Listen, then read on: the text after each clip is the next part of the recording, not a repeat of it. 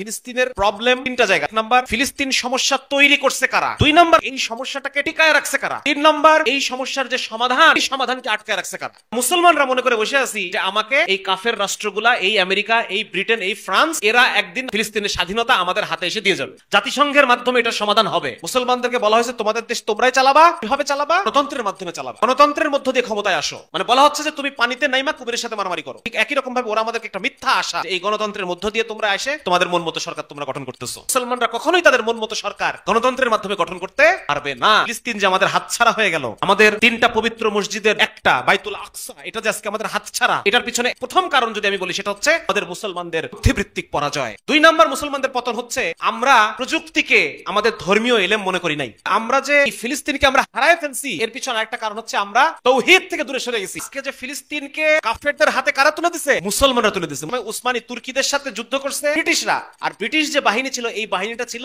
এই ভারতের। ওই সময় ব্রিটিশ বাহিনীতে যারা যুদ্ধ করতেছিল তারা ছিল এই ভারতীয় উপমহাদেশের। মুসলমান সেনা, হিন্দু সেনা, শিখ সেনা, যতবার পর্যন্ত ফিলিস্তিনের জন্য শান্তিরক্ষী বাহিনী পাঠানোর প্ল্যান হয়েছে, ফিলিস্তিনের সমস্যাটা সমাধান করার জন্য যতবার সারা পৃথিবীর দেশগুলো একমত হয়েছে, ততবারই আমেরিকা ভেটো দিছে। এবং আমেরিকা ইসরায়েলকে প্রতি বছর $3 বিলিয়ন সামরিক খাতে সাহায্য করে। এই গণতন্ত্রটা হচ্ছে আমেরিকার সফট পাওয়ার। পৃথিবীতে যে যখনই গণতন্ত্রের মধ্যে ঢুকবে, সে অটোমেটিক্যালি সে আমেরিকার কবজার মধ্যে চলে আসবে। এই গণতন্ত্র হচ্ছে আমেরিকার ইকোসিস্টেম। এটা আলাদা জিনিস।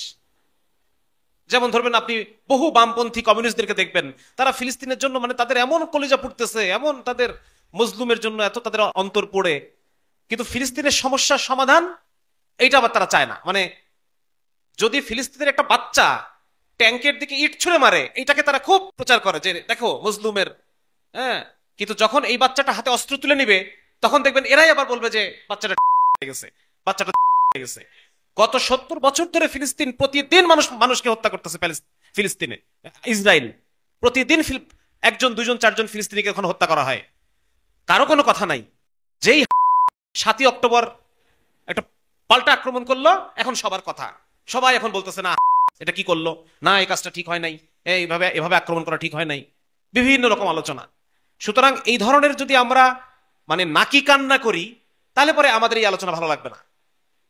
আর আমরা যদি আসলেই চাই যে না, ফিলিস্তিনের প্রবলেম তিনটা জায়গা, দেখেন আমি বলতেছি, এক নাম্বার, ফিলিস্তিন সমস্যা তৈরি করছে কারা? এক নাম্বার দেখতে হবে আমাদেরকে।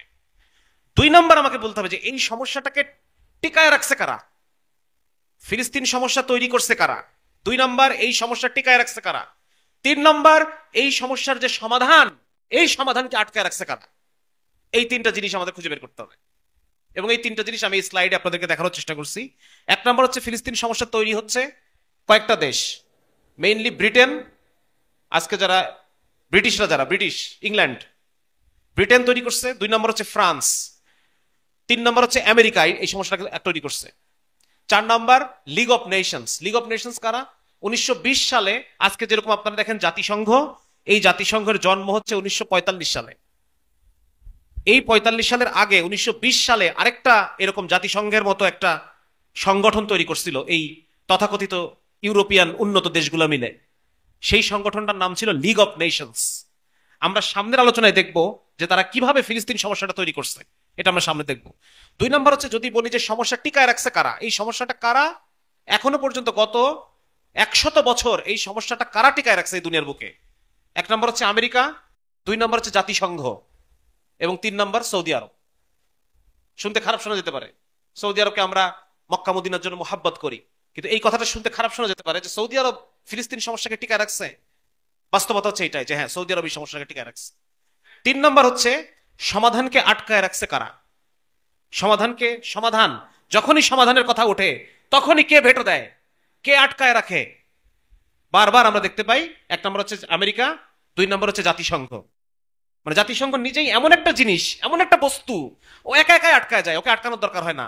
ও এমন একটা, ওর একটা সাংগঠনিক কাঠামোটাই এরকম যে সে একা একাই আটকায় যায়, আর আগাইতে পারে না সামনে। কিন্তু আমরা মুসলমানরা মনে করে বসে আছি যে আমাকে এই কাফের রাষ্ট্রগুলা, এই আমেরিকা, এই ব্রিটেন, এই ফ্রান্স, এরা একদিন আমাদের ফিলিস্তিনের স্বাধীনতা আমাদের হাতে এসে দিয়ে যাবে, জাতিসংঘের মাধ্যমে এটা সমাধান হবে। এই যে মুসলমানদেরকে একটা মিথ্যা আশা, একটা ফলস আমাদেরকে বুঝায় বসায় রাখছে। সুতরাং এও সমান দায়ী, যে ফলস আশাটা আমার সামনে দিয়ে রাখছে, ওই ফলস আশাটাও এই ফিলিস্তিনি সমস্যার সমাধান না হওয়ার জন্য সমানভাবে দায়ী। 3 নম্বর হচ্ছে আরব দেশগুলোর মধ্যে যে যে বিভক্তি, সিরিয়ান এবং ইরাকি এদের মধ্যে কোনো পার্থক্য নাই। এদের ভাষা এক, ধর্ম এক, সাংস্কৃতিক ভাবে এরা এক, তাহলে পার্থক্য কি? ওই যে একটা দাগ দিয়ে রাখছে মাঝখানে, খ্রিস্টানরা একটা দাগ দিয়ে রাখছে মাঝখানে, বুঝা গেছে না? সৌদি আরব আর জর্ডান, সিরিয়া এদের মধ্যে পার্থক্য কি? এরা ধর্মে মুসলমান, ভাষা আরবি, পার্থক্যটা কোথায়? ওই যে একটা মাঝখানে দাগ দিয়ে রাখছে, এই দাগের সীমানার এপার ওপার। এই তার মানে বোঝা যাচ্ছে যে আরবদের মধ্যে যে একটা জাতীয়তাবাদ, আমি ইরাকি, তুমি সিরিয়ান, তুমি সৌদি, তুমি মিশরি, তুমি তিউনিশিয়ার, এই যে ভাগ, আমাদের ভাষা এক, ধর্ম এক, তার ওদের ভাষা এক, ধর্ম এক, তারপর ওরা ভাগ, এই যে ভাগাভাগিটা, এই ভাগাভাগি হচ্ছে আরেকটা কারণ যার কারণে ফিলিস্তিন সমস্যার সমাধান কোনোদিনও হবে না, এই ভাগাভাগি যতদিন থাকবে। 4 নাম্বার হচ্ছে মুসলমানদেরকে, এটা আমি সামনে আপনাদের সামনে আলোচনা করবো, আপাতত একটু পরিচিত। মুসলমানদেরকে একটা মিথ্যা আশা দিয়ে রাখা হয়েছে। মুসলমানদেরকে বলা হয়েছে তোমাদের দেশ তোমরাই চালাবা। কিভাবে চালাবা? গণতন্ত্রের মাধ্যমে চালাবা, গণতন্ত্রের মধ্য দিয়ে ক্ষমতায় আসো। এই যে গণতন্ত্র জিনিসটা এমন একটা জিনিস, মানে বলা হচ্ছে যে তুমি পানিতে নাইমা কুমিরের সাথে মারামারি করো, আসো। পানিতে নেমে কোনোদিন কুমিরের সাথে পারা যাবে? সম্ভব? এটা ঠিক একই রকম ভাবে ওরা আমাদেরকে একটা মিথ্যা আশা যে এই গণতন্ত্রের মধ্য দিয়ে তোমরা এসে সরকারটাকে গঠন করো, তোমাদের মন মতো সরকার তোমরা গঠন করতেছো। কিন্তু আসলে আমরা কখনোই, মুসলমানরা কখনোই তাদের মন মতো সরকার গণতন্ত্রের মাধ্যমে গঠন করতে পারবে না। এটা বারবার ইতিহাসে প্রমাণিত, মিশরে প্রমাণিত হয়েছে বারবার। আলজেরিয়াতে গণতান্ত্রিক ইসলামী সরকার আসছে গণতান্ত্রিক পদ্ধতিতে, তাদেরকে থাকতে দেওয়া হয়নি, 3 মাসের মধ্যে তাদেরকে বের করে দেওয়া হয়েছে। মিশরে আসছে মুরসি রহমতুল্লাহ ক্ষমতায় আসছিলেন, তাকে 3 বছর থাকতে দেওয়া হয়নি, তাকে বের করে দেওয়া হয়েছে। 2 বছর একটু বেশি হয়তো ছিল, 1 বছর ছিল। তো সুতরাং বারবার এটা প্রমাণিত যে যখনই মুসলমানরা পানিতে নেমে কুমিরের সাথে লড়াই করতে গেছে তখনই তাদেরকে পরাজিত করে ফেলা হয়েছে। এবং কখনোই কি বলা যায়, এবং মুসলমানদের মধ্যে এই যে একটা মিথ্যা আশাকে টিকায় রাখা হয়েছে যে তোমরা পানিতে নামলে কুমিরকে পরাজিত করতে পারবা। এই যে আমরা একটা ভুল চিন্তার মধ্যে আছি, এই একটা চিন্তা একটা কারণ যে আমরা ফিলিস্তিনের জন্য কোনোদিন কোনো কিছু করতে পারবো না, কখনোই করতে পারবো না, আমাদের করতে দেওয়া হবে না। কারণ যে করতে পারবে তাকে ক্ষমতায় কখনোই যেতে দেওয়া, একটা কথা বলেন না কেন? গণতান্ত্রিক পদ্ধতিতে আসলে ওই মানুষটাকে কখনোই আমরা আমাদের ক্ষমতায় পাবো না যে মানুষটা ফিলিস্তিনের সমস্যার সমাধান করতে পারে। মুরসি সাহেব যতদিন ক্ষমতায় ছিল ততদিন পর্যন্ত ফিলিস্তিনের ওই রাফাহ করিডোরটা খোলা ছিল, গাজাবাসী তাদের বিভিন্ন প্রয়োজনীয় জিনিসগুলো তারা পাইতো। সিসিকে ক্ষমতায় নিয়ে আসে, ওই রাস্তাটা আমেরিকা ইসরায়েল বন্ধ করে দিচ্ছে। আমার কথা বুঝতে পারতেছেন? সুতরাং যে ধরনের মানুষ সমাধান করতে পারে ওই ধরনের মানুষকে কখনোই ক্ষমতায় আসতে দেওয়া হবে না। আসতে কোনোদিন যদি পারেও তবু তাকে ক্ষমতা থেকে সরায় দেওয়া হবে যদি আমি গণতন্ত্রকে পানিতে নেমে কুমিরের সাথে খেলার চেষ্টা করি। বুঝা গেছে ভাই? তো সুতরাং এই বিষয়গুলো আমরা সামনে বিস্তারিত আলোচনা করবো ইনশাল্লাহ। এখন আমরা দেখি ফিলিস্তিনের যে আমাদের সে সমস্যা, এই যে আমাদের চোখের সামনে, পুরা পৃথিবীর চোখের সামনে প্রায় 50 থেকে 60 হাজার মানুষকে হত্যা করে ফেললো, গণহত্যা করে ফেললো। তার মধ্যে অধিকাংশই প্রায় 20 থেকে 30 হাজার হচ্ছে ছোট ছোট বাচ্চা, শিশু। তো এই যে এতগুলো মানুষকে পুরা পৃথিবীর সামনে জঘন্য ভাবে আধুনিকতম সমস্ত অস্ত্র দিয়ে গণহত্যা করে ফেলতেছে, কেউ কোনো কিছু বলতেছে না। কেউ তো কোনো কিছু বলবে না। কেউ কিছু বলবে? আমার ঘরে আমার ভাইকে মারতেছে, আমি নিজেই কোনো কথা বলতেছি না, পাশের বাড়ির লোকের কি ঠেকা পড়ছে যে আমাকে আমার কথা বলবে? যে হত্যাকারী তার কি ঠেকা পড়ছে সে আমার পক্ষে কথা বলবে? আমরা আশা করে বসে আছি যে হত্যাকারীরা আমাদের সমস্যার সমাধান করে দিয়ে যাবে। মানে কি আমার চিন্তা করেন, মুসলমানদেরকে তারা কি বানায় রাখছে। তাহলে 1 নাম্বার হচ্ছে আজকে যে ফিলিস্তিন যে আমাদের হাতছাড়া হয়ে গেল, আমাদের 3টা পবিত্র মসজিদের একটা বাইতুল আকসা, এটা যে আজকে আমাদের হাতছাড়া, এটার পিছনে প্রথম কারণ যদি আমি বলি সেটা হচ্ছে আমাদের মুসলমানদের বুদ্ধিবৃত্তিক পরাজয়। আমরা আমাদের এই দ্বীন ইসলামের কারণে, যেখানে আজকে আপনারা যদি, এটা একটা বিশাল লেকচারের বিষয়, সে বিষয় নিয়ে এখন আলোচনা করার সুযোগ নাই। এই দ্বীন ইসলাম আমাদেরকে সারা পৃথিবীর ক্ষমতার আসনে আমাদেরকে বসাইছে। সারা পৃথিবীর সমস্ত জাতিগোষ্ঠীর সমস্ত সভ্যতাকে পরাজিত করে সবচাইতে উন্নততর আধুনিকতম সভ্যতা এই পৃথিবীকে উপহার আমরা দিছি ইসলামের কারণে। ওমর রাদিয়াল্লাহু আনহু একটা কথা আছে যে আজকে আমরা ছিলাম উটের রাখাল, সেই জায়গা থেকে আল্লাহ তাআলা আমাদেরকে আজকে ইজ্জতের জায়গায় এনে বসাইছেন শুধুমাত্র ইসলামের দৌলতে। আজকে যদি ইসলাম ছেড়ে আমরা অন্য কিছুর মধ্যে ইজ্জত খুঁজতে যাই আল্লাহ রাব্বুল আলামিন আমাদেরকে আবার বেইজ্জত করে দিবেন, সেখানে পাঠিয়ে দিবেন। ঠিক একই জিনিস আমরা করছি, একই ঘটনা, এই ঘটনাটা আমরা ঘটাইছি। আমরা ইসলাম ছাড়া অন্য জিনিসের মধ্যে আমরা ইজ্জত, সম্মান, সমাধানকে খুঁজতে গেছি, এবং আজকেও আমরা খুঁজতেছি। আজকেও আমরা ইসলাম ছাড়া অন্যান্য বিভিন্ন গণতন্ত্র, সমাজতন্ত্র, নারীবাদ, হ্যাঁ, এই বিবর্তনবাদ, এই আধুনিক সেকুলার শিক্ষা, সেকুলার আইন, এই জিনিসগুলোর মধ্যে আমরা মনে করতেছি যে আমাদের সমাধান আছে। কিন্তু আসলে কি এগুলোর মধ্যে সমাধান আছে? এগুলোর মধ্যে সমাধান খুঁজতে গেছি বলে আজকে আমাদের বেইজ্জতি। দেখেন কি হয়েছে, এই ফিলিস্তিন তো একসময় মুসলমানদের হাতে ছিল, উসমানী খেলাফতের অধীনে ছিল। উসমানী খেলাফতের একজন সুলতান, সুলতান তৃতীয় সেলিম, সেলিম আর সালিস, আপনারা দেখতে পাচ্ছেন, সুলতান তৃতীয় সেলিম। ওই সময়ে তখন উসমানী খেলাফত অনেকগুলা যুদ্ধে, রাশিয়ার সাথে যুদ্ধ, এইদিকে অস্ট্রিয়ার সাথে যুদ্ধ, বিভিন্ন জায়গায় যুদ্ধে তারা পরাজিত। যে কোনো কারণেই হোক, জয় পরাজয় তো আসেই। পরাজিত হওয়ার পর তখন ক্ষমতায় আসলেন, তখন ফ্রান্সে সেকুলার বিপ্লব হয়ে গেছে, ফরাসি বিপ্লব হয়ে গেছে 1789 সাল। খ্রিস্টান ধর্মকে ত্যাগ করে ফ্রান্সের মানুষরা আধুনিক চিন্তা চেতনাকে গ্রহণ করছে, করার কারণে তাদের মধ্যে নতুন ধরনের এক ধরনের জাগরণ তাদের মধ্যে তৈরি হয়েছে। এইটা দেখে প্রভাবিত হয়েছে কে? হীনম্মন্যতায় ভুগছে ওই সময়কার যে খলিফা ছিল, তুর্কি খলিফা তৃতীয় সেলিম। সে ক্ষমতায় আসার পরে দেখেন কি লিখছি আমি এখানে, যখন সে ক্ষমতায় আসে নাই, সে কেবল প্রিন্স ছিল। আপনারা দেখতে পাচ্ছেন, ইয়ে দেখা যাচ্ছে এখানে, লক্ষ্য করেন যে যখন সে ছিল রাজপুত্র, তখনও সে সুলতান হয় না এখনো। তখন থেকে সে চিন্তা করতেছে যে আমাদেরকে ইউরোপিয়ান কালচার আমাদের উসমানী খেলাফতের মধ্যে আনতে হবে, নাহলে পরে আমরা ইউরোপের সাথে যুদ্ধে পারবো না। দেখেন হীনম্মন্যতা কিভাবে ঢুকছে তার মধ্যে।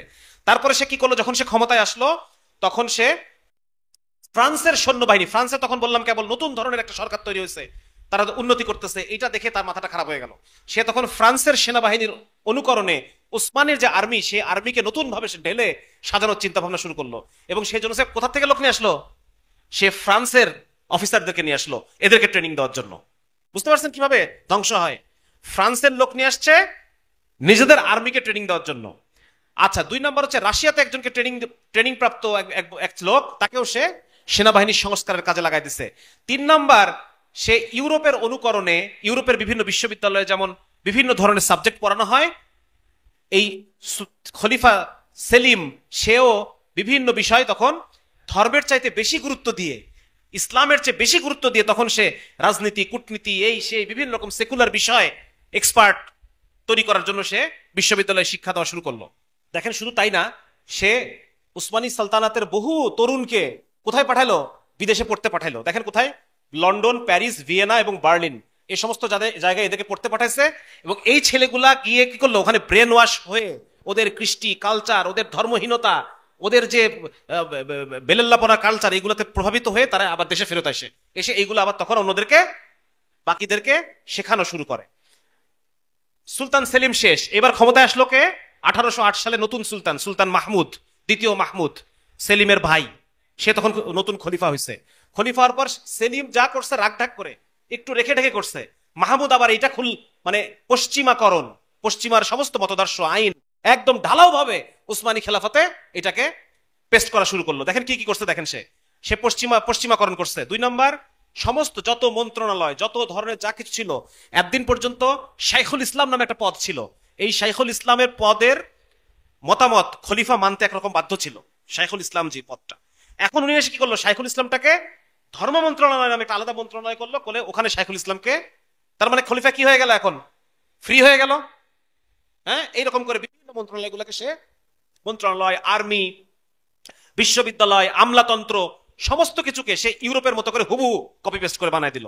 3 নম্বর হচ্ছে সে কি করলো, এই দুজন ছিল মূল হোতা, মাহমুদ সাইদ পাশা এবং হুসরেফ পাশা, এই দুইজন। এবং সে আরেকটা কাজ করলো, সে মদের উপর থেকে যে বিধিনিষেধ ছিল খেলাফতের মধ্যে, এই বিধিনিষেধকে কমায় দিল। এমনকি সে নিজেও মাঝে মাঝে তার মন্ত্রীদের সাথে নিয়ে মদ পান করত বলে ইতিহাসে লেখা আছে। 4 নম্বর হচ্ছে, এতদিন পর্যন্ত উসমানী বাহিনীর যে ইউনিফর্ম ছিল এরকম বড় লম্বা, এরপর থেকে সে কি করলো, পশ্চিমে ফ্রান্সের সেনাবাহিনীর মতো করে সে শর্ট শার্ট, এখনকার যেরকম আমরা দেখি প্যান্ট, ওই রকম ইন করা প্যান্ট, শার্টের সাথে ইন করা প্যান্ট, ওই ড্রেস সে নিয়ে এসে দিল।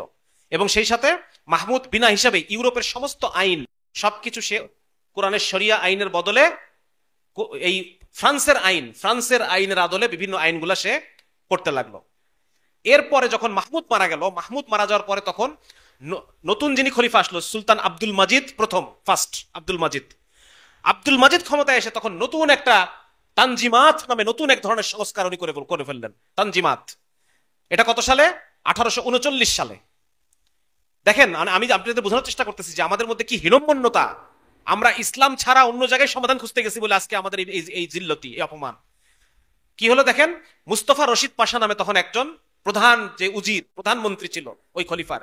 সে ছিল পশ্চিমা শিক্ষায় শিক্ষিত এবং মানসিকভাবে সে আগাগোড়া ইউরোপিয়ান, এবং সে মাহমুদের সময়ে প্যারিস এবং লন্ডনে সে কূটনীতির দায়িত্বে ছিল। ওখান থেকে সে ওই জীবনযাত্রা দেখে এসে ব্রেনটা ওয়াশ হয়ে আসে, সে এখানে আসার পরে সে এই তানজিমাত নামে জিনিসটা সে শুরু করলো। আরো কয়েকজন ছিল, মিদহাত পাশা, এই কয়টার নাম আপনাদেরকে আমি স্লাইডটা দিয়ে দিব, আপনারা এটা পুরোটা স্টাডি করবেন, পুরোটা পড়বেন, ঠিক আছে?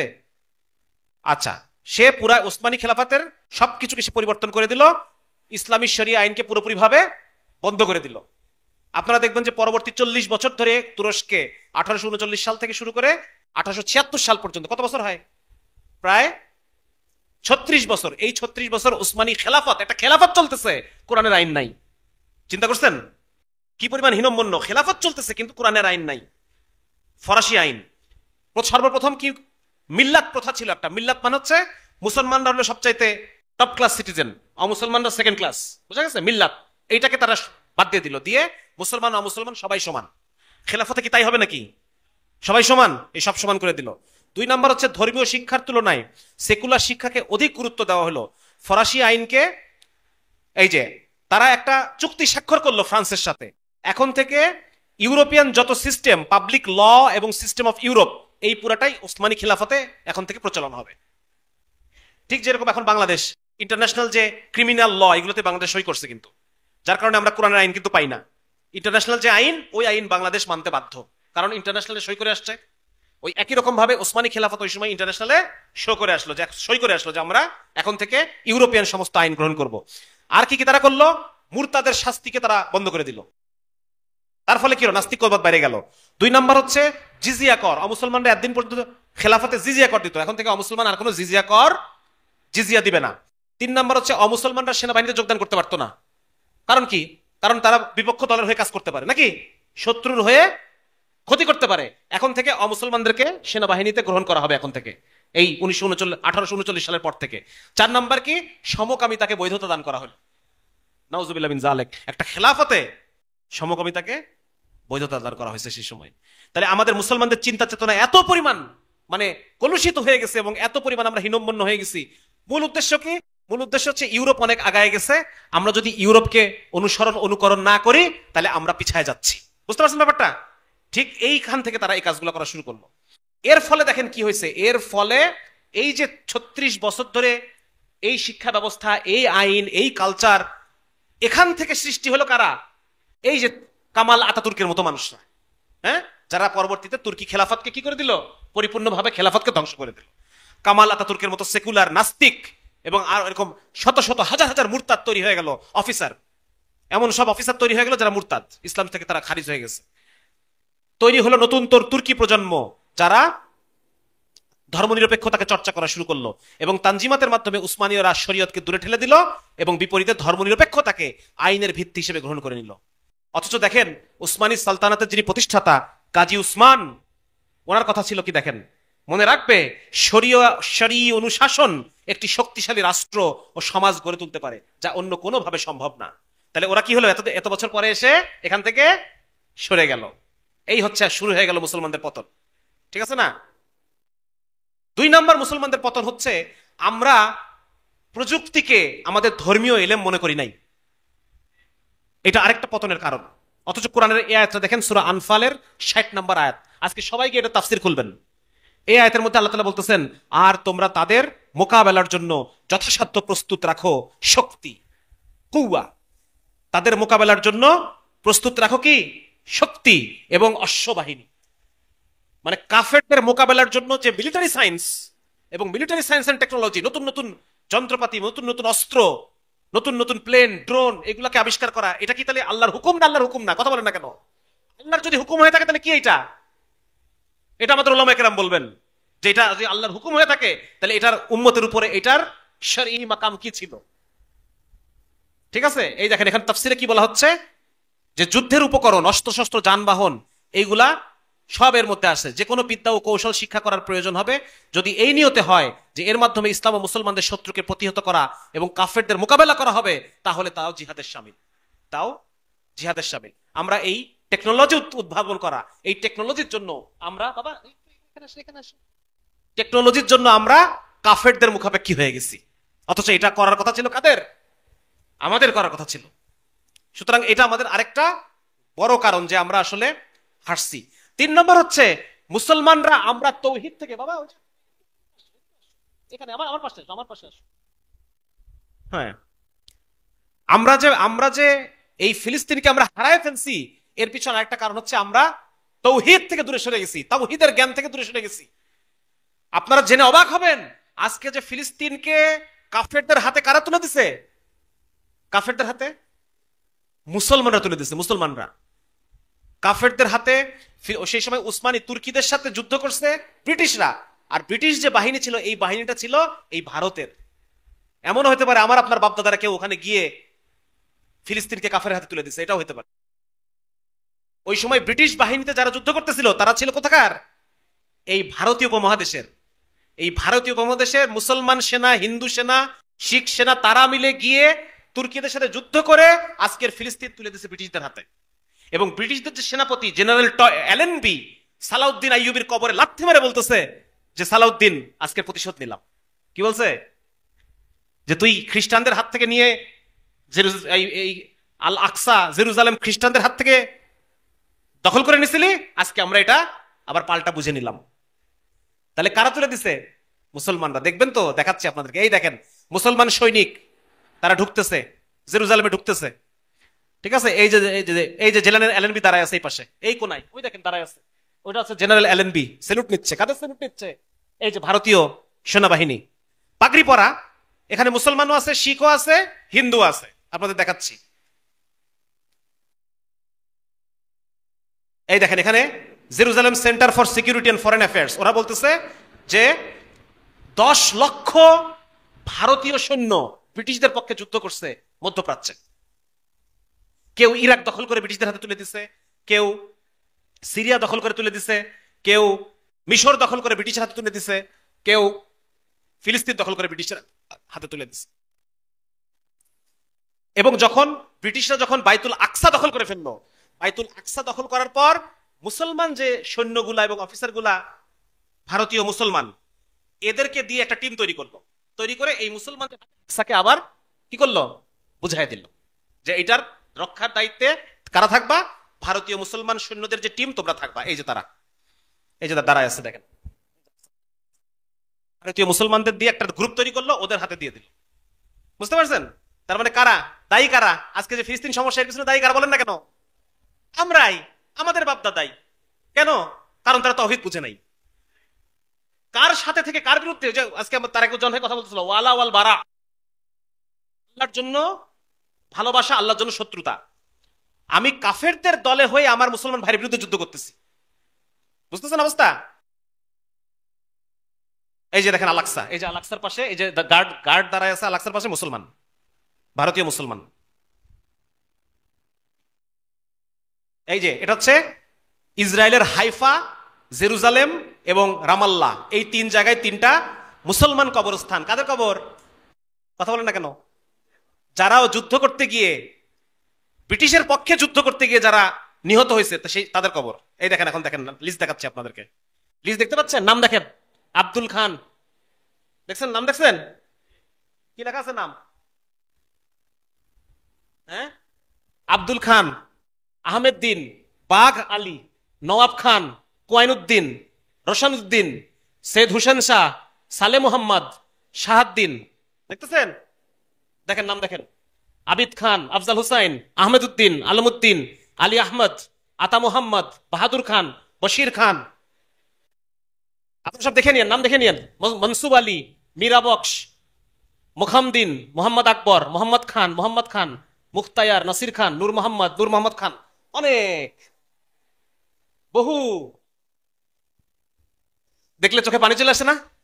হ্যাঁ, আমি যখন এটা গবেষণা করতেছি, এটা আমি নিছি হচ্ছে ভারতীয় পররাষ্ট্র মন্ত্রণালয়ের একটা বই থেকে। এই সিরিয়ালগুলো আমি নিছি, আমার চোখে পানি চলে আসছে যে হোয়াট উই হ্যাভ ডান। আমরা নিজের হাতে নিজের আকসা আমরা ব্রিটিশের হাতে তুলে দিচ্ছি। আমরা মুসলমানরা, এই যে মুসলমান, দেখ অধিকাংশ সব মুসলমান, দেখতে পাচ্ছেন এই হলুদ কালি সব মুসলমান, আরো আছে, আমি আরো আনি নাই। তবে হ্যাঁ, ওনাদের কয়েকটা জিনিস হইতে পারে। এক নম্বর হচ্ছে ওনারা চাকরির জন্য গেছে, আবার এমনও আছে অনেকে যাদেরকে জানতে দেওয়া হয় নাই তাদেরকে কেন নিয়ে যাচ্ছি, তাদেরকে কাদের বিরুদ্ধে যুদ্ধ করার জন্য নিচ্ছে এটা তারা আগে থেকে জানতো না। এমনও হয়েছে যে পরবর্তীতে গিয়ে যখন যুদ্ধের মাঠে দেখে শত্রুপক্ষ আজান দিচ্ছে, নামাজ পড়তেছে, তখন কিছু কিছু মুসলমান তারা আরে আমাদের কাদের সাথে যুদ্ধ করার জন্য নিয়ে আসছে, অনেকে তখন বিদ্রোহ করছে এবং তাদেরকে হত্যা করা হয়েছে, বুঝতে পারছেন? আবার অনেকে আছে তাদের বাপ মা ভাই বোনের ঠিকানা তো ব্রিটিশের কাছে আছে, আমি যদি এখন পলাই গিয়ে শত্রুপক্ষে জয়েন করি তাহলে আমার দেশে আমার বাপ মা ভাই বোন স্ত্রী সন্তান জুলুম নির্যাতনের শিকার হবে, এজন্য অনেকে যায় নাই। ঠিক আছে না? আমরা তো কারো অন্তরের অবস্থা জানি না। বাকি আমাদের কষ্টের জায়গা হচ্ছে এটা যে আমরা কাফেরের পক্ষে যুদ্ধ করে বাইতুল আকসা হারাইছি, কারণ আমাদের তৌহিদের জ্ঞান ছিল না। ব্রিটিশের ফৌজে চাকরি করা যে আমার জন্য জায়েজ নাই, এটা আমাকে তখন আমি জানতাম না, আমাদের এই মুরব্বীরা জানতো না হয়তো জায়েজ আছে ব্রিটিশের ফৌরে। তখন শাহ আব্দুল আজিজ ফতোয়া দিয়ে দিছে যে এই উপমহাদেশের দারুল হার্ব, ব্রিটিশ শাসন করতেছে আমাদেরকে, ব্রিটিশের ফৌজে মুসলমানের জয়েন করা কি জায়েজ আছে? তাহলে দিনের জ্ঞানের কমতি থাকার কারণে আমাদের বাপদাদারা এখানে গিয়ে জয়েন করছে। এই দেখেন আল্লাহ তাআলা তাদেরকে জান্নাত দান করুক। শহীদ সিঙ্গাপুরে তারা যুদ্ধ করতেছিল, সিঙ্গাপুরে তুর্কিদের বিরুদ্ধে যুদ্ধ করতে চায় নাই তারা, তাদেরকে সারিবদ্ধভাবে নিয়ে যে ফায়ার করে মেরে ফেলতেছে আমাদের ভারতীয় ভাইরা। তারা বলছে আমরা যুদ্ধ করব না, মুসলমান ভাইয়ের বিরুদ্ধে আমরা যুদ্ধ করব না, তখন ব্রিটিশরা যেভাবে গুলি করে মেরে দিচ্ছে। সুতরাং কষ্টের জায়গা হচ্ছে এটা যে আমরা মুসলমানরা এটা করছি। আবার দেখেন কি লিখছে, দেখেন যখন জেরুজালেম ব্রিটিশরা দখল করলো তখন ইউরোপিয়ানরা কি পরিমাণ খুশি দেখছেন, যে ব্রিটিশরা উদ্ধার করছে জেরুজালেমকে মুসলমানদের হাত থেকে, মুসলিম রুল পেপার, ওদের পেপার। যাই হোক, এসব কষ্টের কথা, এগুলো কষ্টের কথা শুনলে আর ভাল লাগে না। তাহলে 2 নম্বর হচ্ছে আমাদের মুসলমানদের মধ্যে ধর্মীয় জ্ঞানের অভাব, তৌহিদের জ্ঞানের অভাব, এলেমের অভাব। তাহলে আজকে যদি আমরা আবার সমাধান করতে চাই, কি করতে হবে বলেন না? ইলম অর্জন করতে হবে না? কোরআনের জ্ঞান শিখতে হবে না? তাওহীদের ইলম শিখতে হবে না আমাদেরকে? না যদি আপনি বুঝবো না তো। সুতরাং এটা আমাদের একটা গুরুত্বপূর্ণ পদক্ষেপ যে আমাদেরকে ইলম শিখতে হবে, আমাদেরকে প্রকৃত অর্থে বুঝতে হবে যে কার বিরুদ্ধে আমি, কে আমার শত্রু কে আমার বন্ধু, এটা আমাকে আগে চিনতে হবে, তাওহীদের অংশ এটা। 4 নম্বর সমস্যা হচ্ছে, কেবলই বলছি আপনাদেরকে, যে আরবদের মধ্যে যে জাতীয়তাবাদ। আমি সিরিয়ান, আমি সৌদি, আমার একটা অভিজ্ঞতা হয়েছে, আমি যখন উমরা করতে গেছি, আল্লাহ তাআলা নিছেন, নেওয়ার পর দেখি যে একটা ছোট্ট বাচ্চা, সৌদির বাচ্চা, খুব দুষ্টমি করতেছে মসজিদে নববীর মধ্যে মনে হয় সম্ভবত। তো ওকে আরেক দেশের একজন মুসলমান আরেক আরব, সেও আরব, কোলে নিয়ে কাছে নিয়ে কি যেন বললো একটা, হ্যাঁ, যে কি যেন একটা কথা বললো। তা জিজ্ঞেস করতেছে যে তুমি কে? তো ও বলতেছে আমি সৌদি। ছেলেটা, বাচ্চাটা, ছোট বাচ্চাটা বলতেছে আমি সৌদি। তখন ইনি বলতেছে না তুমি সৌদি না, তুমি মুসলমান। তখন বাচ্চাটা বলতেছে না তুমি মুসলমান, আমি সৌদি। হাসির ব্যাপার না এটা? তাহলে পারিবারিক শিক্ষাটা এরকম, তার মানে কি পারিবারিক শিক্ষাটা এরকম। সুতরাং আমাদের মুসলমানদের মধ্যে এই যে আরবদের মধ্যে তাদের ভাষা, তাদের সংস্কৃতি, তাদের ধর্ম সবকিছু এক সত্ত্বেও যে তুমি এই যে ভাগাভাগি, এই ভাগাভাগিটা, এই কারণে আজকে ফিলিস্তিনের এই যে 50,000 মানুষ জীবন দিচ্ছে, ইহুদি তাদেরকে শেষ করে দিচ্ছে, একদম পাখির মতো গুলি করে মেরে ফেলতেছে, এরা কেউ কোনো আওয়াজ করতেছে না। এই হচ্ছে সেই ঘটনা। সেটা হচ্ছে কি দেখেন, আপনাদের একটু উল্লেখ করি, অল্প একটু উল্লেখ করি। এই যে জায়গাগুলা দেখতেছেন বিভিন্ন কালারের, এই যখন প্রথম বিশ্বযুদ্ধ হয়, প্রথম বিশ্বযুদ্ধে ব্রিটিশের বিরুদ্ধে যুদ্ধ করে তুর্কি। ভাই এগুলো তো ইউরোপের যুদ্ধ, তোর তো এখানে ঢোকার দরকার ছিল না, তুই এখানে ঢুকলি কেন? 1 নম্বর পয়েন্ট। এই যে কেবলই আমি আলোচনা করতেছিলাম যে যারা ওই দেশ থেকে পড়াশোনা করে আসছে, পড়াশোনা করে আসার পরে এরা খেলাফতকে ঠেলে ঠেলে ঠেলে ঠেলে এই যুদ্ধের মধ্যে ঢুকাইছে। বুঝতে পারছেন আমার কথা? খলিফা যুদ্ধ করতে চায় নাই, যে ওই ব্রিটিশের ইউরোপের যুদ্ধের মধ্যে আমি কেন ঢুকবো, আমার তো ঢোকার দরকার নাই। কিন্তু এই যে যারা সেকুলার মন মানসিকতার যে সমস্ত আর্মি অফিসার, এরা তখন এদেরকে গুতায় গুতায় এই খলিফাকে বাধ্য করছে যুদ্ধের মধ্যে যাওয়ার জন্য। যুদ্ধের মধ্যে যাওয়ার ফলে যেটা হলো, হারলো, হেরে যাওয়ার পরে এই এলাকাগুলো ডিস্ট্রিবিউশন হয়ে গেল। দেখেন নীল এলাকাগুলো দখল করলো ফ্রান্স, লাল এলাকাগুলো দখল করলো ব্রিটিশ, আর সবুজ এলাকাগুলো দখল করলো ইটালি। ভাগাভাগি করে নিল। ভাগাভাগি করে নেওয়ার পরে পরে তুরস্কের সাথে চুক্তি হওয়ার পরে তখন তো এই জায়গা সবুজ জায়গাগুলো ছেড়ে দিল, কিন্তু এই জায়গাগুলো আর ছাড়লো না। এই জায়গাগুলো তখন নিজেদের মধ্যেই থাকলো। বুঝতে পারছেন? সিরিয়া এবং ইরাক টিরাক এইগুলা সব, জর্ডান, এবং তখন ব্রিটিশ যখন চলে গেল যাওয়ার সময় ওই জায়গাগুলো ভাগ করে দিয়ে গেল, দাগ দিয়ে ভাগ করে দিয়ে গেল। এই হলো সেই ঘটনা। এবং আরেকটা গুরুত্বপূর্ণ জিনিস, আরবদের মধ্যে যে, যেহেতু তুর্কিরা খেলাফত ছিল, খেলাফত চালাচ্ছিল, আরবরা নিজে, আরবদের মধ্যে তুরস্ক ওরা একটা কাজ করে, এক নম্বর একটা কাজ করে হচ্ছে এই যে উসমানিজম, একটা কথা আছে দেখেন, উসমানিজম 1856 সাল। এই 1856 সালে তখন ওই কিছু দুষ্টু, এরা তো আসলে বাইরে থেকে পড়াশোনা করে আসছে, তো এদের মাথায় তো আসলে দিন ধর্ম নাই, খালি শয়তানি বুদ্ধি। এরা যে কাজটা করলো, এরা বলল যে এখন থেকে তুরস্কে যত হিন্দু, সরি খ্রিস্টান, মুসলমান, আরব, মিশরি, পার্সি, আর্মেনিয়ান যারা আছে সবাই আমরা কি, আমরা সবাই উসমানি। বুঝতে পারছেন? সবাইকে সমান মর্যাদা দিল। বলে না যে আমরা সবাই বাঙালি, বাংলার হিন্দু, বাংলার মুসলমান, আমরা সবাই বাঙালি, ওই রকম সবাই উসমানি। এখন এটা কি আরবরা মেনে নিবে? হ্যাঁ, আরবরা বলে আমরা তো আরব, আমরা কেন উসমানি মানবো? তখন এই যে আরব জাতীয়তাবাদ, আমরা আরব, এটা শুরু হয়ে গেল। এবং এই আরব জাতীয়তাবাদ শুরু হয়েছে কার হাতে? খ্রিস্টানদের হাতে। এই দেখেন, লেবানিজ খ্রিস্টান ফিলোসফার, সিরিয়ান খ্রিস্টান ফিলোসফার, এমনকি আরবদের মধ্যে যে সমাজতন্ত্র চালু হয়, আপনারা নাম জানবেন, বাথ পার্টি। হ্যাঁ, বাথ পার্টি, ওই ইয়ের সাদ্দামের বাথ পার্টি, ওই বাথ পার্টি তৈরি করছে একজন আরব খ্রিস্টান। এই খ্রিস্টানদের পিছনে লাইন দিল কারা? আমাদের মুসলমান ভাইরা, আরব মুসলমানরা, ইয়াং আরব সোসাইটি। এটা গঠন করা হলো প্যারিসে। দেখেন সব চক্রান্তগুলো কোথায় হচ্ছে বলেন না কেন? ইউরোপে, প্যারিসে কিন্তু সব চক্রান্তগুলো হচ্ছে। ঠিক আছে, প্যারিসে গিয়ে এই চক্রান্তটা হলো, ইয়াং আরব সোসাইটি তৈরি হয়ে গেল। এবং তখন যখন প্রথম বিশ্বযুদ্ধের পরে ব্রিটিশরা প্রথম বিশ্বযুদ্ধে তিনজনকে তিনটা ওয়াদা করলো, তিনজনকে তিনটা ওয়াদা করছে। তারা মক্কার যে গভর্নর ছিল, মক্কার গভর্নর ছিল ওসমানীদের গভর্নর শরীফ হুসাইন, তাকে একটা ওয়াদা করছে। ফরাসিদেরকে আরেকটা ওয়াদা করছে, ফ্রেঞ্চ, ওদেরকে আরেকটা ওয়াদা করছে। আর এই ইসরায়েলের যারা ইহুদি ছিল তখন 9%। কয় পার্সেন্ট? এখন বাংলাদেশে যেমন হিন্দুরা 9%, ওই সময় ফিলিস্তিনে ইহুদিরা ছিল 9%। এই ইহুদিদের সাথে আরেকটা চুক্তি করলো, তিনজনের সাথে তিনটা চুক্তি করছে। বুঝতে পারছেন? মুসলমানদের সাথে, আরবদের সাথে একটা চুক্তি করছে যে হে আরবরা, তোমরা আমাদেরকে সাহায্য করো তুর্কিদের বিপক্ষে, আমরা তোমাদেরকে স্বাধীন রাষ্ট্র দিব, তোমাদেরকে এ দেবো, ও দেবো, তা দেবো, বিভিন্ন রকম ওয়াদা। ইহুদিদের সাথে চুক্তি করছে যে তোমরা যদি আমাদেরকে সাপোর্ট দাও, ইহুদিদের তো অনেক টাকা, প্রচুর টাকা ইহুদিদের। আপনার নাম শুনবেন, রকফেলার সোসাইটি, নাম শুনছেন না? রথচাইল্ড, তারা তখন সমস্ত ইউরোপের ব্যাংক সবকিছু নিয়ন্ত্রণ করে তারা। হ্যাঁ, এরা তখন বলতেছে তোমরা আমাদেরকে ঋণ দাও, আমরা অস্ত্র কিনবো, যুদ্ধ করব, এর বদলে কি চাও? এর বদলে চাই তোমরা আমাকে ইসরায়েল রাষ্ট্র প্রতিষ্ঠা করে দিবা। ব্রিটিশ বলছে ঠিক আছে। আর ফরাসিদের সাথে সাইকোস-পিকোস চুক্তি নামে একটা, সাইকস-পিকো চুক্তি, তারা ওই এলাকাগুলো নিজেদের মধ্যে ভাগ বটরা করে নেবে কিভাবে, এটা হলো। কিন্তু শেষ পর্যন্ত তিনজনের কারোর সাথেই তারা চুক্তি রক্ষা করতে পারে নাই। বুঝতে পারছেন? তিনজনের সাথে যে তিনটা চুক্তি করছে, তিনটা চুক্তির কোনো চুক্তি তারা পরিপূর্ণভাবে রক্ষা করতে পারে নাই। এবং তখন এই যে আরবদের দেখেন কি করলো, আরবদেরকে ব্রিটিশরা তখন আরবদেরকে নিজস্ব গোয়েন্দা দিয়ে পাঠায় ব্রিটিশদের মধ্যে জাতীয়তাবাদ এমন ভাবে উস্কায় দিল তাদের মধ্যে, যে তারা তুর্কিদের বিরুদ্ধে বিদ্রোহ করলো। তার মধ্যে একজন হচ্ছে এই যে লরেন্স অফ আরাবিয়া, বিখ্যাত লরেন্স অফ আরাবিয়া, তার নাম খ্রিস্টান, তার নাম লরেন্স। এই লরেন্স হচ্ছে ব্রিটিশ গোয়েন্দা। এই ব্রিটিশ গোয়েন্দা আরবদের মধ্যে থেকে আরবদের মধ্যে বিদ্রোহ তৈরি করে দিল, যে ওসমানীদের যেন তারা পরাজিত করতে পারে। এই হলো ঘটনা। দেখেন, মুসলমানদের বিরুদ্ধে লেলাই দিচ্ছে। এবং তখন আরবদের জন্য তারা মিশরে যেই ব্রিটিশ সৈন্যরা রয়েছে, ওই ব্রিটিশ সৈনিকরা আরবদের যারা বিদ্রোহ করবে তাদের জন্য একটা পতাকা তৈরি করে দেয়, একটা, সেই পতাকা, এই দেখেন এই পতাকা। এখন দেখেন সমস্ত আরব দেশগুলোর পতাকা একই কালারের, দেখছেন?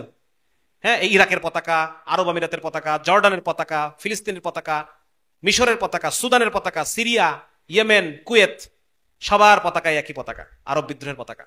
তাহলে এই পতাকাগুলো, এই যে ভাগাভাগি, এটা কাদের তৈরি বলেন না কেন? এটা কাদের তৈরি? এটা কাফেরা তৈরি করে দিয়ে গেছে আমাদেরকে। হ্যাঁ, তা তুমি এটা টিকা রাখছো কিসের জন্য? কাফেরা তৈরি করে দিয়ে গেছে, তোমার ধর্ম এক, ভাষা এক, সব এক, তুমি এই কাফেরদের পতাকা নিয়ে বসে আছো আর টিকায় রাখছো, আর বলতেছো যে আমরা ফিলিস্তিনের স্বাধীনতা চাই। তুমি তো টিকায় রাখছো ফিলিস্তিন সমস্যা। আমার কথা বুঝতে পারতেছেন আপনারা? এগুলো সব এদের ষড়যন্ত্র, এবং এই যে তিনটা পরস্পর বিরোধী চুক্তি, হ্যাঁ, তিনটা পরস্পর বিরোধী চুক্তি তারা করলো, যেটার কোনোটাই তারা রক্ষা করে নাই। এই সবকিছু ভাগাভাগি হয়ে গেল। 4 নম্বর সমস্যা কি? 4 নম্বর সমস্যা হচ্ছে, 4 নম্বর প্রবলেম হচ্ছে জাতিসংঘ। মুসলমানরা আমরা জাতিসংঘের কাছে সমাধান চাই, এটা আমাদের সমস্যা। কারণ এই জাতিসংঘ এটা নন ফাংশনাল, কোনো কাজ করে না, এটা কাজ করতে পারে না। জাতিসংঘের আগের যে ভার্সন ছিল, আমি বললাম লিগ অফ নেশনস, তাই না? জাতিসংঘের আগের যে ভার্সন, এই লিগ অফ নেশনস এর উপর দায়িত্ব ছিল আরবের যে ভূখণ্ড, এইটাকে 3 ভাগে ভাগ করে 3 জনকে বুঝাই দেওয়া। তাহলে সমস্যা শুরুর পিছনে জাতিসংঘের হাত আছে?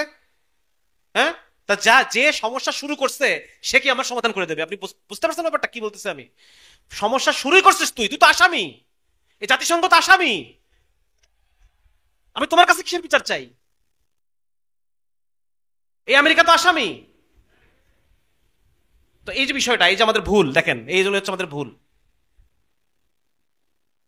আচ্ছা, জাতিসংঘ দেখেন, জাতিসংঘের অবস্থা দেখেন। জাতিসংঘের অবস্থাটা এরকম যে সমস্ত দেশ একমত, শুধু 5টা দেশ যদি দ্বিমত করে, 5টা দেশের মধ্যে যে কোনো একটা দেশ, ধর মনে করেন পৃথিবীতে 200 দেশ আছে, 200 দেশের মধ্যে 199টা দেশ একমত, একটা দেশ খালি দ্বিমত।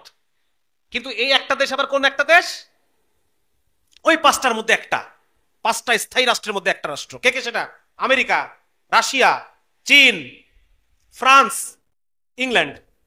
এই 5টা রাষ্ট্রের মধ্যে কোনো একটা রাষ্ট্র যদি ভেটো দেয়, তাহলে এই 199টা রাষ্ট্র কি চাইলো না চাইলো তার বিন্দু মাত্র কোনো মূল্য নাই। এবং দেখেন, যতবার পর্যন্ত ফিলিস্তিনের জন্য শান্তিরক্ষী বাহিনী পাঠানোর প্ল্যান হয়েছে, ফিলিস্তিনের সমস্যাটা সমাধান করার জন্য যতবার সারা পৃথিবীর দেশগুলো একমত হয়েছে, ততবারই ভেটো দিচ্ছে কে? দেখেন, ততবারই আমেরিকা ভেটো দিচ্ছে। আমেরিকা এখন পর্যন্ত 49 বার, কতবার? 49 বার, গত 70 বছরে 49 বার আমেরিকা ভেটো দিচ্ছে। প্রতি বছরে প্রায় একবার করে, অলমোস্ট প্রতি বছর একবার করে ভেটো দিচ্ছে। বুঝতে পারতেছেন অবস্থা? এবং আমেরিকা ইসরায়েলকে প্রতি বছর $3 বিলিয়ন সামরিক খাতে সাহায্য করে। $3 বিলিয়ন, $3 বিলিয়ন, চিন্তার বাইরে। এই পরিমাণ আমেরিকা ইসরায়েলকে সাহায্য করে কোথায়? সামরিক খাতে। সামরিক খাত মানে কি? সামরিক খাত মানে তুমি ফিলিস্তিনিদেরকে হত্যা করো, গণহত্যার জন্য এই বাজেটটা সে দেয়। এবং 49 বার আমেরিকা ভেটো দিছে, 49 বার ইসরায়েলের পক্ষে। তাহলে এই জাতিসংঘের কাছে আমরা যে একটা সমাধান আশা করি, আমাদের চেয়ে বড় গর্ধবার আছে? মুসলমানরা আশা করে সমাধান, এখন আশা করে বসে আছে। আলোচনার মাধ্যমে সমাধান হবে। কিসের মাধ্যমে সমাধান? আলোচনার মাধ্যমে করব। আলোচনার মাধ্যমে 70 বছরের সমাধান হয়েছে? কিসের আলোচনা তোমার সাথে? সুতরাং এই যে কথাগুলা, এই বিষয়গুলো যদি আমরা কবে বুঝবো আল্লাহ মালিক জানে। 5 নাম্বার এই সংকটের সমাধান যে হইতে দিচ্ছে না, সেটা হচ্ছে কে? গণতন্ত্র। প্রথমে আপনাকে বুঝতে হবে গণতন্ত্র জিনিসটা কি। গণতন্ত্রটা হচ্ছে আমেরিকার একটা সফট পাওয়ার। আপনি জানেন সফট পাওয়ার কাকে বলে? What is soft power? Soft power হচ্ছে, ধরেন যে একটা হচ্ছে হার্ড পাওয়ার। হার্ড পাওয়ার মানে হলো আমি আপনাকে দিয়ে করাবো, আপনাকে দিয়ে আমি আমার কাজটা করাবো, আপনাকে দিয়ে আমার কাজটা করাবো। এটা আমি আপনার ঘাট ধরে করাতে পারি, মিলিটারি পাওয়ার। অথবা আমি আপনার খাওয়া দাওয়া বন্ধ করে দিব, আপনি পেটের কষ্টে আপনি আমার কাজটা করে দেবেন। একটা মিলিটারি পাওয়ার, এটা ইকোনমিক পাওয়ার। এটা হচ্ছে কি পাওয়ার? হার্ড পাওয়ার। আর সফট পাওয়ার কি? সফট পাওয়ার হচ্ছে আমি আপনার মধ্যে এমন কিছু জিনিস আপনাকে আমি শিখাই দেবো, আপনার ব্রেনের মধ্যে ঢুকাই দেবো, যে ওই জিনিস পাওয়ার জন্য আপনি আমার পিছন পিছন ঘুরবেন। আমি বুঝতে পারছি কি? মনে করেন আপনাকে আমি একটু একদিন কাছে করে নিয়ে আপনাকে আমি দুই গ্লাস মদ খাওয়াই দিলাম। 2 গ্লাস কি খাওয়াই দিলাম? মদ। আপনার মধ্যে মদের চাহিদা তৈরি হয়ে গেছে। এখন ওই মদ পাওয়ার জন্য আপনি আমার পিছন পিছন ঘুরতেছেন। আমি যা বলবো আপনি তাই করবেন। এটাকে বলে সফট পাওয়ার। কি বলে? আমি আপনাকে সরাসরি আপনাকে বাধ্য করি নাই, আপনি নিজেই ঘুরতেছেন আমার পিছনে। যখন আমেরিকার সাথে রাশিয়ার সম্পর্ক খারাপ, সোভিয়েত ইউনিয়নের সম্পর্ক খারাপ, তখন একটা তো হার্ড পাওয়ার, যুদ্ধ চলতেছে, অর্থনৈতিক ইয়ে চলতেছে, বিভিন্ন রকম সমস্যা। আরেকটা জিনিস তারা করতেছে, সেটা হচ্ছে সফট পাওয়ার। সফট পাওয়ার কি? রাশিয়া বলতেছে যে আমি আমার পক্ষে আসো, আমি তোমাদের জন্য সমতা, সাম্যবাদ, সমস্ত মানুষ হবে সমান, তোমাদের জন্য আমি সাম্যবাদের ব্যবস্থা করব, সমাজতন্ত্রের ব্যবস্থা করব। তোমাদের জন্য আমেরিকা তোমাদের উপরে যে জুলুম করে সাম্রাজ্যবাদ, এই সাম্রাজ্যবাদের বিরুদ্ধে আমরা আছি। হ্যাঁ, তোমাদের ব্রিটিশ তোমাদের উপর এতদিন ধরে উপনিবেশ ইয়ে করছে, চাপায় চাপায় দিচ্ছে, এটার বিরুদ্ধে আমরা আছি, আমাদের পক্ষে আসো। সামাজিক সবাই সমান মর্যাদার। হ্যাঁ, তারপর রাশিয়াতে প্রচুর মানুষ উচ্চ শিক্ষার জন্য যাইতো, এইগুলা কি সফট পাওয়ার। এইগুলা মানুষকে আকর্ষণ করে, মানুষকে কি করে, এগুলোর চাহিদা যার মধ্যে আছে, যেমন ধরেন যার মধ্যে সমস্ত মানুষ সমান এটা চিন্তা করার যা টেন্ডেন্সি আছে, সে তখন রাশিয়ার সাইডে চলে যাবে। বুঝতে পারছেন ব্যাপারটা? এটাই কি বলে সফট পাওয়ার। যেমন ধরেন আওয়ামী লীগ, আওয়ামী লীগের তো একটা হার্ড পাওয়ার, এই র্যাব এই হাবি জাবি এগুলো হচ্ছে হার্ড পাওয়ার, বাধ্য করছে অনেক মানুষকে। আর দুই নম্বর হচ্ছে সফট পাওয়ার, যার মধ্যে মুক্তিযুদ্ধের চেতনা ঢুকাই দিচ্ছে আওয়ামী লীগ, সে অটোমেটিক্যালি আওয়ামী লীগকে সাপোর্ট করবে। তাহলে এই মুক্তিযুদ্ধের চেতনাটা কি? এটা হলো সফট পাওয়ার। বুঝতে পারছেন? তো এই গণতন্ত্রটা হচ্ছে সেই সময় যখন রাশিয়ার সাথে গ্যাঞ্জাম, তখন আমেরিকার সফট পাওয়ার ছিল এই গণতন্ত্র। রাশিয়া বলতেছে যে আমরা তোমাদের সামাজিক ভাবে তোমরা সবাই সমান করে দিব, আসো। আর আমেরিকা বলছে তোমাদেরকে গণতন্ত্র দিব, তোমরা আমার পক্ষে আসো। গণতন্ত্র মানে তুমি নিজেই দেশ চালাবা, মানে এটা ভুল জিনিস ঢুকে দিচ্ছে মাথার মধ্যে, যে হে মানুষ তোমরা নিজেরাই নিজেদের দেশ চালাবা, নিজেরা নিজেদের ঠিক করবা, শাসক ঠিক করবা ভোটের মাধ্যমে, এই সুযোগ আমি তোমাদের করে দিব, অতএব তোমরা আসো। সুতরাং এই গণতন্ত্রটা হচ্ছে আমেরিকার সফট পাওয়ার। পৃথিবীতে যে যখনই গণতন্ত্রের মধ্যে ঢুকবে, সে অটোমেটিক্যালি সে আমেরিকার কবজার মধ্যে চলে আসবে। এই গণতন্ত্র হচ্ছে আমেরিকার ইকোসিস্টেম, আমেরিকার ইকোসিস্টেম। এই দেখেন আমেরিকার কি কি কি কথা আমেরিকা সেই সময় বলতো। এক নম্বর হচ্ছে হলিউড মুভি, হলিউড মুভি দিয়ে আমেরিকা আমেরিকান লাইফ দেখাইতো। দেখো আমেরিকার মানুষ কত আনন্দে আছে, কত আরামে আছে, তোমরা যদি এরকম থাকতে চাও আমাদের দেশের দিকে চলে আসো, আমাদের পক্ষে চলে আসো, রাশিয়ার বিরুদ্ধে চলে আসো। বুঝতে পারছেন ব্যাপারটা? দুই নম্বর হচ্ছে তারা যে ব্যক্তি স্বাধীনতা, হ্যাঁ, সমাজতন্ত্রে কোনো ব্যক্তি স্বাধীনতা নাই, আমাদের দিকে চলে আসো, আমরা তোমাদেরকে ব্যক্তি স্বাধীনতা দিব। সমাজতন্ত্রে কোনো ব্যক্তি মালিকানা সম্পদের নাই, এন্টারপ্রেনারশিপ নাই, ব্যবসা করতে পারবা না, আমাদের দিকে আসো, তোমরা ফ্রি ব্যবসা করবা। ঠিক আছে? এই জিনিসগুলো আমেরিকান ড্রিম, আমেরিকার জীবনযাত্রা কত উন্নত, কত সভ্য, এই জিনিসগুলো ঢুকাই দেয় মানুষের মধ্যে। তাহলে গণতন্ত্র হচ্ছে আমেরিকার সফট পাওয়ার, এটা আমেরিকার ইকোসিস্টেম। এই ইকোসিস্টেমের মধ্যে যদি কেউ ঢুকে, সে কি আমেরিকায় পরাজিত করতে পারবে? পরাজিত করতে পারবে? আপনি যদি আমেরিকায় পরাজিত করতে না পারেন, আপনি ফিলিস্তিন মুক্ত করতে পারবেন? যে আমেরিকা প্রতি বছর $3 বিলিয়ন দিচ্ছে ইসরায়েলকে পালতেছে, কখনোই পারবেন না। সুতরাং মানে বেহুদা ফাউল কথা বলে লাভ নাই। কথা হচ্ছে এটা যে এই যে যেটা আমেরিকার সফট পাওয়ার, যারা বলতেছে যে আমরা গণতন্ত্রের মধ্যে দিয়ে আমরা গণতান্ত্রিক রাজনীতি করি, আবার আমরা ফিলিস্তিনের স্বাধীনতাও চাই, এই দুটো কথা উল্টাই গেল না? হ্যাঁ, আমি পানিতে নামবো, নেমে আমি কুমিরের কাছ থেকে ফিলিস্তিন আদায় করে নিয়ে এসে আমি ফিলিস্তিনের সিদ্ধান্ত, এটা হইলো? ব্যাপারটা লক্ষ্য করতে পারছেন যে আমি কুমিরের ইকোসিস্টেমে ঢুকা আমি কুমিরকে পরাজিত করার চিন্তা করতেছি, কুমিরের প্ল্যানকে ভন্ডুল করে দেওয়ার চিন্তা করতেছি। আমরা এই পর্যায়ে এই আমাদের বুদ্ধি বিবেচনাকে এই পর্যায়ে নামায় আনতে পারছে, আমাদের মধ্যে গণতন্ত্রের চাহিদা তৈরি করে দিছে। যেখানে আমেরিকা স্থায়ী মিত্র পাইছে, সেখানে রাজতন্ত্র থাক, স্বৈরতন্ত্র থাক, সব ঠিক আছে, সৌদি আরব। আর যেখানে আমেরিকা স্থায়ী কোনো মিত্র এখন পর্যন্ত পায় নাই, সেখানে গণতন্ত্র। কারণ কি? যাতে কিছু যদি এক দল আমার অর্ডার না মানে, ওটাকে চেঞ্জ করে পরের টার্মে আমার অনুগত লোককে আমি নিয়ে আসতে পারবো। বুঝতে পারছেন? এই হচ্ছে খেলাটা। এই খেলার কারণে গণতন্ত্র হচ্ছে মুসলমানদেরকে পোষ মানায় রাখার কৌশল, যাতে করে মুসলমান এই ফরম্যাটের বাইরে না যায়। কারণ এই ফরম্যাটের বাইরে গেলে মুসলমান নিজেদের জন্য ওই শাসককে তৈরি করবে, যেই শাসক আমেরিকার বিরুদ্ধে দাঁড়াবে, যেই শাসক ফিলিস্তিনের পক্ষে দাঁড়াবে, মুরসির মতো ওই রকম শাসক তৈরি হয়ে যাবে তখন। এই কারণে ও গণতন্ত্রের মাধ্যমে পোষ মানায় রাখে, যে তোমরা পোষ মানায় থাকো, এর বাইরে গেলে পরে তোমরা আমার বিরুদ্ধে খেলবা, আমার বিরুদ্ধে তোমাদেরকে খেলতে দিব না। এই হচ্ছে ঘটনা। বুঝতে পারছেন? পোষ মানে রাখার কৌশল। আর লাস্ট যেটা আমি বলবো সেটা হচ্ছে এই আমেরিকার প্রাণ ভ্রমরা হচ্ছে সৌদি আরব। আমেরিকাকে বাঁচায় রাখছে কে? সৌদি আরব। নাইলে পরে 71 সালে আমেরিকা শেষ হয়ে যায়, 71 সালে আমেরিকা ধ্বংস হয়ে যায়। 71 সালের আগে সারা পৃথিবীর সমস্ত দেশের টাকার মান নির্ধারণ করা হইতো, যে দেশে সোনার মজুদ যত বেশি, সোনার মজুদের এগেনস্টে টাকার দাম নির্ধারণ করা হইতো।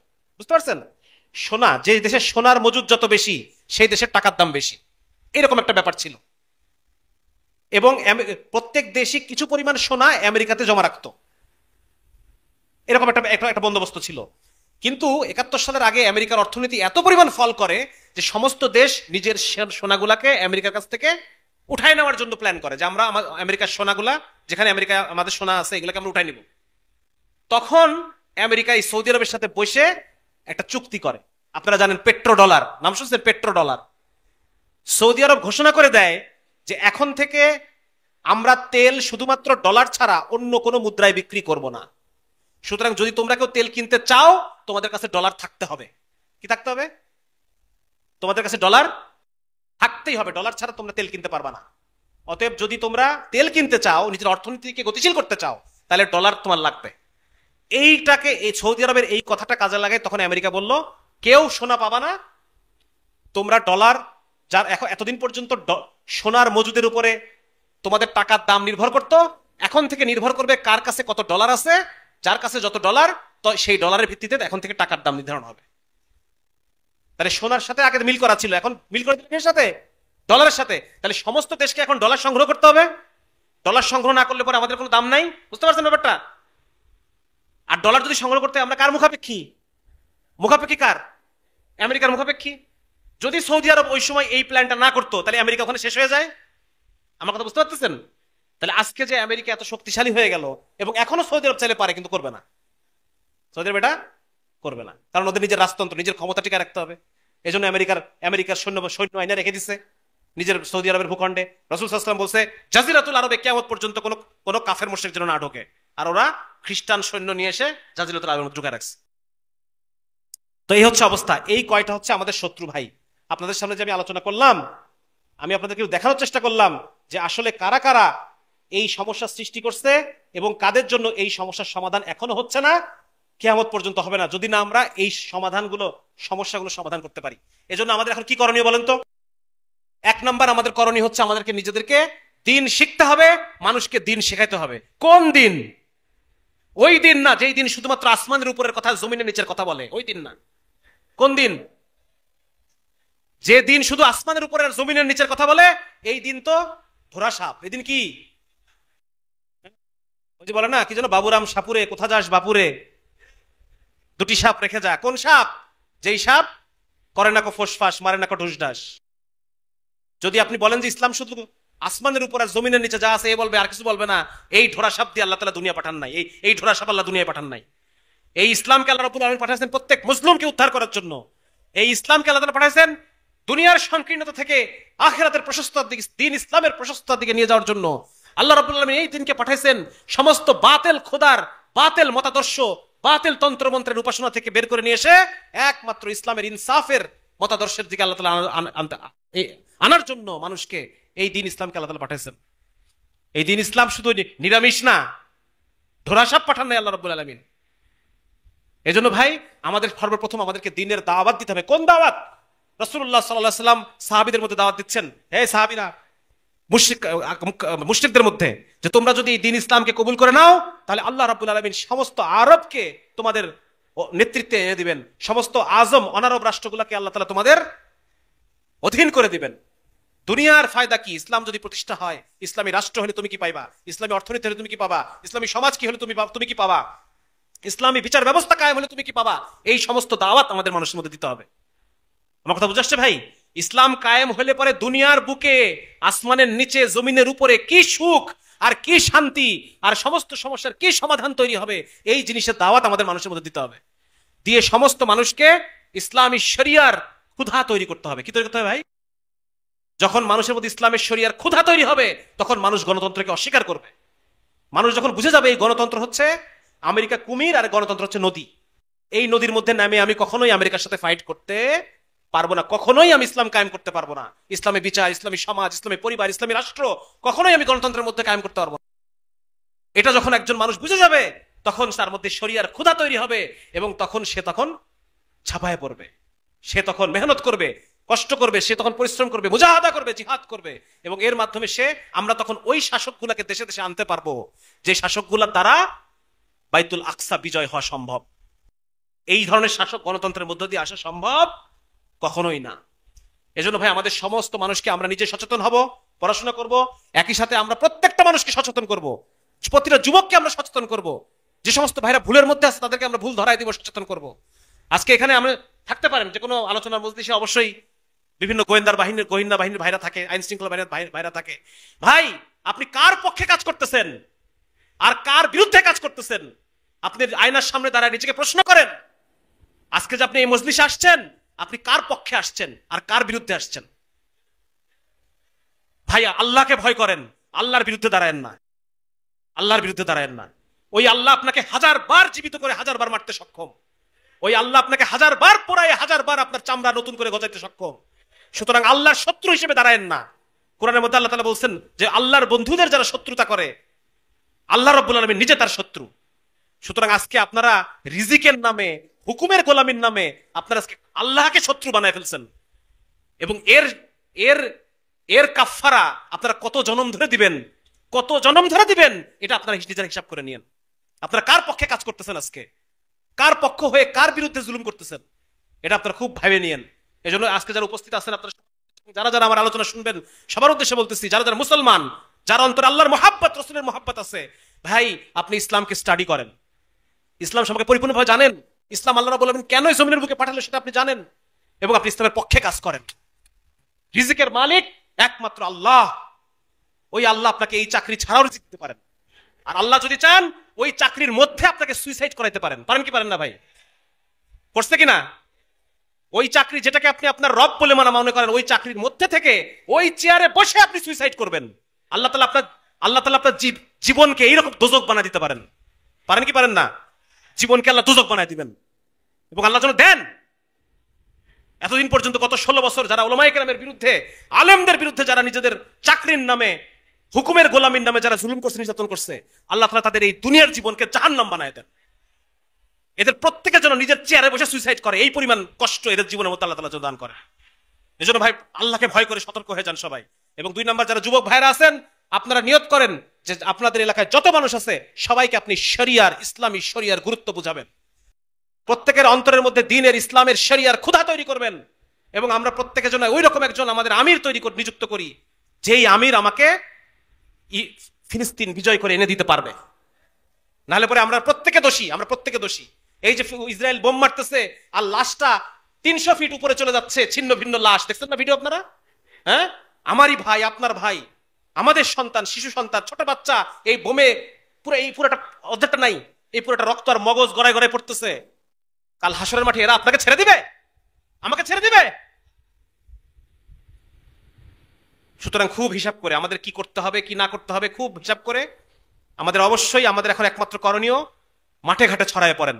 যুবকরা স্থানীয়ভাবে দল গঠন করেন, দল গঠন করে মৌখিক দাওয়াত, সামাজিক দাওয়াত, অর্থনৈতিক দাওয়াতের মাধ্যমে এলাকার মধ্যে সামাজিক শক্তি তৈরি করেন।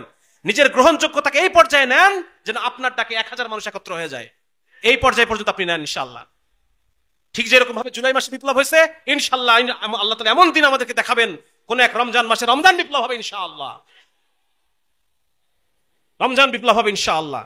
সমস্ত জায়গা থেকে মানুষ নেমে আসবে, আর্মি থেকে মুসলমানরা নেমে আসবে, পুলিশ থেকে মুসলমানরা চলে আসবে, আমাদের গোয়েন্দা বাহিনীর ভাইদের মধ্যে থেকে যারা মুসলমান তারা চলে আসবে। সমস্ত জায়গায় দ্বীন, ইসলাম প্রিয় মানুষ রাস্তায় নেমে যাবে, এবং তারপর ইনশাআল্লাহ আল্লাহ রাব্বুল আলামিন যদি চান আমরা একজন ইমাম পাবো ইনশাআল্লাহ, যিনি আমাদেরকে বাইতুল আকসা বিজয়ের স্বপ্ন দেখাবেন। ঠিক কিনা ভাই? এভাবে দেশে দেশে ইনশাআল্লাহ আল্লাহ রাব্বুল আলামিন দেশে দেশে ইসলামী ইমারাকে তৈরি করে দেন ইনশাআল্লাহ। এবং আমাদের সবাই তওবা করি ভাই, জীবনে বুঝি নাই, জানি নাই, অনেক ভুল করে ফেলছি। আজকে যখন জানলাম, বুঝলাম, আল্লাহ আমি তওবা করছি, মালিক আপনি আমাকে মাফ করে দেন। না জেনে না বুঝে এই কাফেরের গোলামি করছি, তাগুতের গোলামি করছি, আয় আল্লাহ আপনি আমাদেরকে মাফ করে দেন, আমাদের সবাইকে মাফ করে দেন, আমাদেরকে আপনার গোলাম হিসেবে কবুল করে নেন, আপনার গোলাম বানায় নেন আমাদেরকে। অনেক সময় হয়ে গেছে ভাই, নামাজের সময় হয়ে গেছে, আর বেশি কথা আলোচনা তো আর ঘন্টার পর ঘন্টা করতে ইচ্ছা করে, সময় নাই, সুযোগ নাই। আল্লাহ তাআলা আমাদেরকে মাফ করুক।